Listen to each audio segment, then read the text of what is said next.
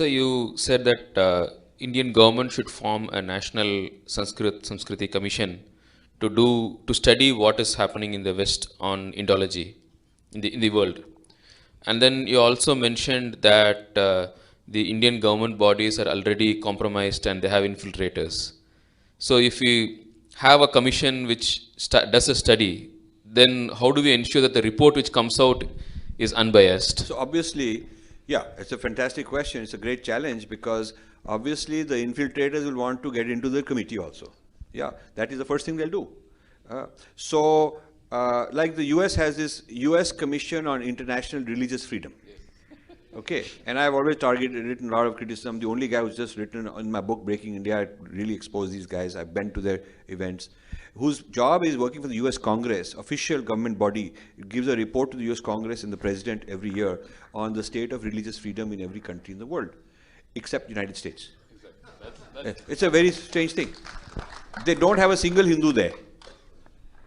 They go on blasting us, we don't have a single Hindu there. They have a couple of Muslims now because of lobbying. And mostly it is these very evangelical Christian groups who are in there because then they can get their agenda through and they can put it to the government. And similar commission exists in Europe also. So I am saying the government of India needs a very no-nonsense. You see, the problem is you're absolutely right. It will be very difficult to look through because if they say, okay, these religious groups should appoint, some of those guys are confused. It is true. If there's some political groups should appoint, the most aggressive wanting to get in will be precisely the ones we don't want.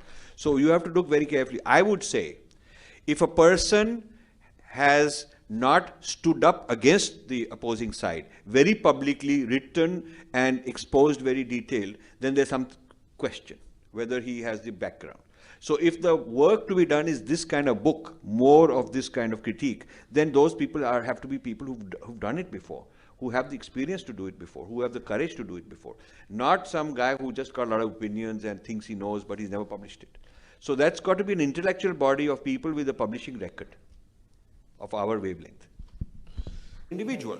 Because you may come from poor parents and make it rich. You may come from rich parents and be poor. Doesn't matter. It's your personal situation that should count.